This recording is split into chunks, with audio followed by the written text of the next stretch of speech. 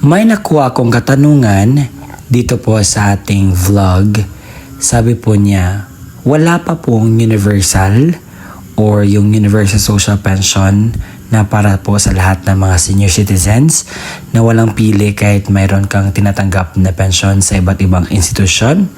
So ito po ang ating klaruhin ngayon nang sa gayon po ay mayroong idea ang ating mga minamahal na mga senior citizens patungkol po sa ano na ba ang ganap ng universal social pension. Ito ba aprobado na or ano yung dapat na malaman ng ating mga minamahal na mga senior citizens. Attention sa lahat natin mga minamahal na senior citizens. Universal Social Pension 1,500 monthly September updates. Alamin ang buong katotohanan sa balitang ito.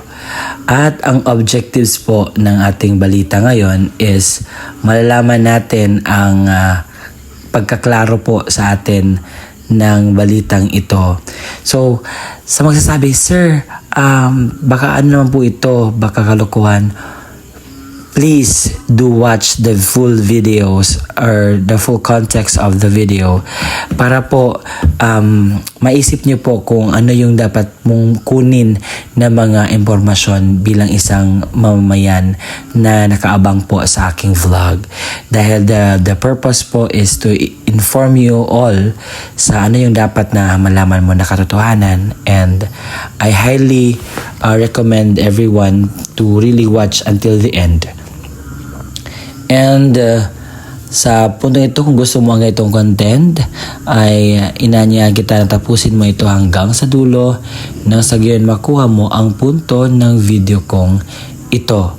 At sa mga senior citizens na gusto ang itong content na pinag-uusapan palagi ang payout ng ating mga senior citizens, ang benefits ng ating mga senior citizens, at iba pang balita patungkol po sa ating mga senior citizens, ay isubscribe mo na ang aking YouTube channel.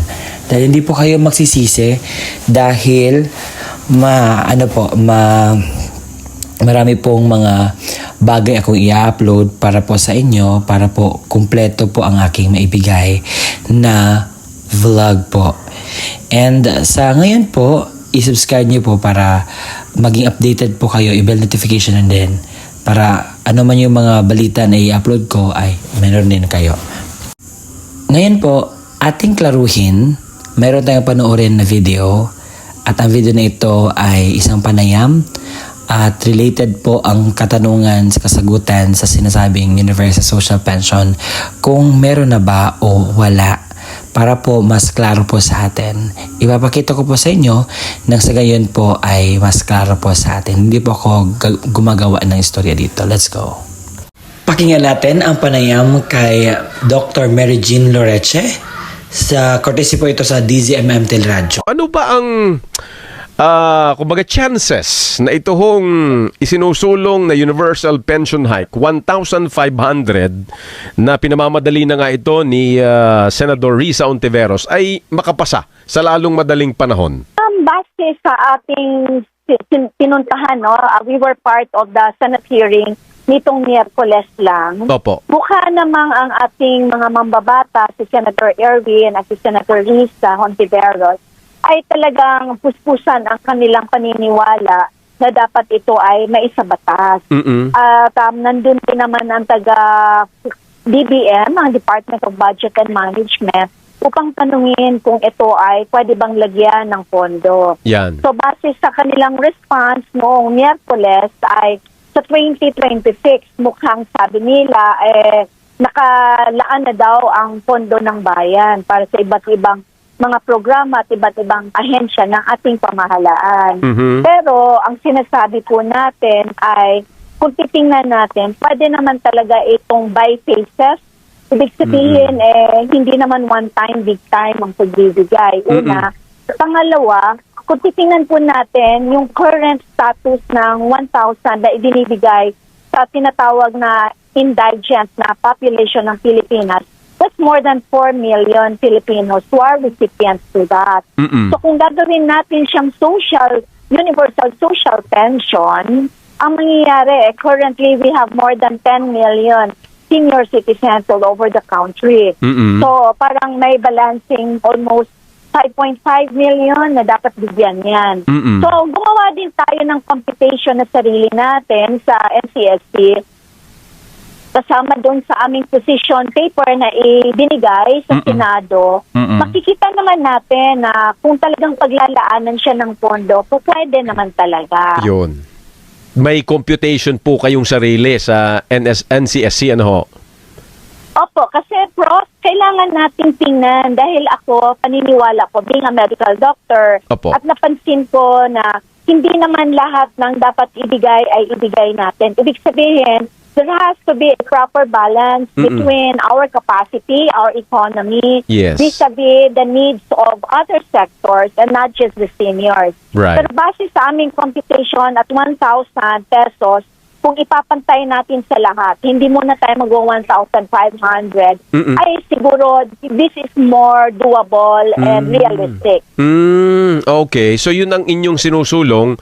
Kasi nga universal kumbaga wala tayong i-discriminate na sector, no po, ng senior citizen.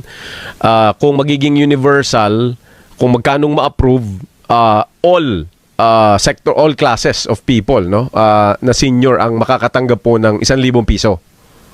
That's Monthly. correct, Professor Ricky. Kasi Opo. kung titingnan mo, although sa batas nagsasaad naman talaga na yung Lahat. pinakawalang-wala, sila yung mauunang bigyan. Oo, So tama. I would say that stemmed from that provision of the law. Kaya nangyari na meron tayong yung tinatawag na social indigency program, which is currently being handled by the DSWD. Opo. Subalit, there's a lot of questions about that. Una ay yung datos. How sure are we na talagang they deserve that amount? Pangalawa ay marami tayong naka-waitlist. And Tama. then pangatlo ay parang ang kinanaing ng ating mga kababayan na base sa kanilang mga feedback, those that are not receiving the social indigency program are those who are paying their taxes Right. when they were still working. Pangalawa, whatever small pension they're receiving, that is because ano yung contribution na nagawa nila. So very valid yung kanilang sinasabi na bakit hindi kami kasama dyan. I'll give you a classic example, Professor Ricky, kung Opo. nanaisin mo. Yung Opo. ating expanded centenarian cash gift, kung saan bagong batas na pinapatubad ng komisyon, yung 10,000 binibigay pag ikaw ay umabot ng 100. milestone age na 80, 85, 90 at 95. Simula March 17 ng 2024. Makikita mo yung provision ng batas, wala siyang kinikilingan, Yes. hindi siya kailangan na mahirap ka, may sakit ka, o sakitin ka, or wala ikang economic support. So, it really encompasses everyone, no? So, wala siyang kinikilala. And when we are distributing that to our kababayans, no, may kaya man sila or wala, tuwang-tuwa silang matanggap nila yon. Yes. Not really the amount, but the thought na Yes. isinali sila ng ating pamahalaan. Right. That's very right. Opo. Sige. So ma'am, yung binabanggit po ninyo, Dr. Jean, na tama po, no? Ilinawin lang natin. So, humihingi kayo na madagdagan pa ng 500 pesos bukod doon sa i-universalize, tama ma'am, no? I-correct lang po yung ganon na details.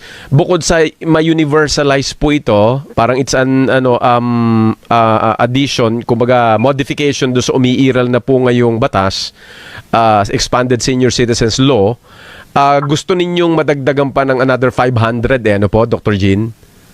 No. Okay. Ang current na yung universal social pension refers to yung ngayon kasi na current na social indigency program Oo. na tinatanggap ng ating yung classified na apat, no, the criteria, kaya 4.5 million lang yung tumatanggap. Oo. Is only 1,000 pesos. Right. For the universal social pension, it becomes 1,000 instead of 1,500.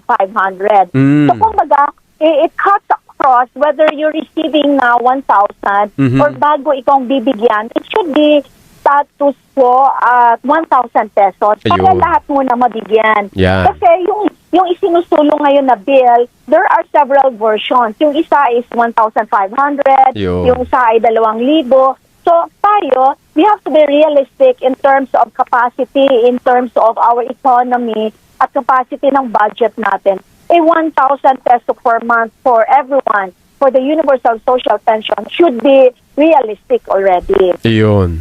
Kasi dito po sa hawak ko din na, I don't know if this release came from the office of Senator Ontiveros, doon nga sa hearing po, yung pinag-usapan yung Senate Bill 215, unfortunately, hindi ako nakasubaybay dito, lingap para kay lolo at lola. So, tama ho ba na siya yung nagsusulong po ng 1,500 monthly stipend? Yes, that's correct. Ayun. At saka, medyo si Senator Erwin, meron din siyang kanya. So, almost similar naman. Subalit, yung amin kasing stand niyan is we approve, we actually salute our senators for providing that. However, there are two things na gusto sana namin na sinabi ko din naman nung hearing. Una, kung magiging universal siya, so ibig sabihin standard at 1,000. Kung 1,500 ang isinusulong, baka pwedeng by phasing. Ibig sabihin, let's start with 1,000 first, see how it goes, because we want it to be sustainable as well. Yes, and we want to know saan pupunin yung pondo na yan. Dapat kasi naka-earmark para hindi after 2 years ay wala ng pondo. Tama yun. Secondly, it would be most realistic if there has to be a technical working group that has to be created first. Kasi pag may technical working group tayo, ay mas mahihimay-himay natin yan. I agree. Yung proseso, ang requirements natin, kung meron man, paano natin ibababa, paano yung pagbigay natin, and how often should it be given, sino ang magbibigay niyan. Tama. So a technical working group would be the best there to study it. That should be inclusive of the following agencies. Opo. Of course, kasama ang BBM, kasama ang DSWD, kasama yung ating banking, no? Kasama syempre dapat ang National Commission of Senior Citizens being the lead agency for anything related to seniors. Yun. Tapos, Doc Jean, pakikwento nyo sa amin, kumbaga, ano ho ang inyong binabangkuhan, inaangklahan dito po sa pagsusulong ng ganito? Parang given kanina may binanggit na kayong figure ng kung gaano karami yung mga indigent na senior, tapos gaano kadami sa inyong datos po yung mga hindi kasama. Para ano ho ang inyong inaangkoran dito po sa inyong sinusulong na ito, Doc Jean? Una sa lahat, sa current ngayon na binibigyan ng DSWD, base nga doon sa indigency na yan, meron silang more than 4 million recipients. If I'm not mistaken, that's around 4.6 to 4.8 million. Ang ating status ngayon, ang ating base sa PSA, as of 2025, meron tayong 10,986,000 senior citizens who are 60 years old and above. So, kung yan ay atin yang i-compute at 1,000, yung ating 10.986 million Filipinos, that's around 131.8 billion a year. So, that's where we are coming from. Pangalawa, we also believe na, para ba siyang it's a cycle of sa economics, no? Pag may pera kasi yung ating mga seniors, they're able to buy kung anong kailangan nila. So, it reverts back to the economy. Kasi syempre, kung may pera kang pambili, magagamit mo yon, babalik din naman siya, di ba? Parang ikot lang yan siya eh. Opo. So, that's the purchasing power of whatever amount na ibinibigay sa kanila. Yung may tanong lang po rito, yung bang mga nakakatanggap na po ng SSS pension will be ano pa rin dito, parang eligible kung sakali? If it's a universal, Professor Ricky, then it becomes everyone. As long as you are 60 and beyond, then you are able to receive that. Wala siyang kikilalanin eh. Kasi we're veering away from being so stringent in our criteria to the point na naku-question tayo. Kasi marami din namang kwentong lumalabas na okay naman yung pamilya niya, bakit siya tumatanggap? Bakit ako 5 taon na naghihintay na walang-wala? Bakit ako walang tinatanggap? So, it all goes back to being inclusive with no senior being left behind. However, kailangan siguro natin i-strengthen ang datos. So, I always believe that the data, the registration, the registry should be put in place. Yeah, agree din ho ako dyan 100%. Lagi kong binabanggit kasi din, Doc Jean, ito parang sideline din kasi nabanggit ninyo yung, and I'm really glad na nabanggit po ninyo yung pag-aayos ng datos, and even nabanggit nyo kanina yung pag-aayos ng mechanisms like sino bang hahawak nito, ano bang proseso, ano bang papel ng LGU dito, yung mga ganon. Kasi nung umupo, kung natatandaan nyo, Doc Jean, si Senador Erwin Tulfo before as DSWD Secretary, yung isa sa, ewan ko, hindi natuloy kasi tumanggap din ng maraming criticism even sa social work profession, DSWD itself, no? Kasi kulang daw sa tao. Yung ito ay mawala sa kamay po ng LGU. Kasi parang anong nangyayari, napupoliticize eh. Ano ho bang sa NCSC, ano bang inyong kwan dyan? Ano bang inyong assessment po? Kasi tama kayo, kahit nung nabubuhay yung nanay ko, yun yung isang issue ng mga senior eh. Yung pamamahagi, yung antagal makubra, hirap na hirap yung mga indigent senior sa pagkubra sa munisipyo kasi wala nag-a-assist. Ano bang sitwasyon dyan, Doc Jean? Una sa lahat, Professor Ricky, ang may hawak kasi sa ngayon yan ay ang ating kapatid, no, sa DSWD. Opo. So I cannot speak for themselves. But what I can say is this, based on our experience sa NCSC with the implementation of the expanded centenarian cash gift na 10,000 plus the centenarian of 100,000 to 100 years old, kami kasi ang actual humahawak with the schedules.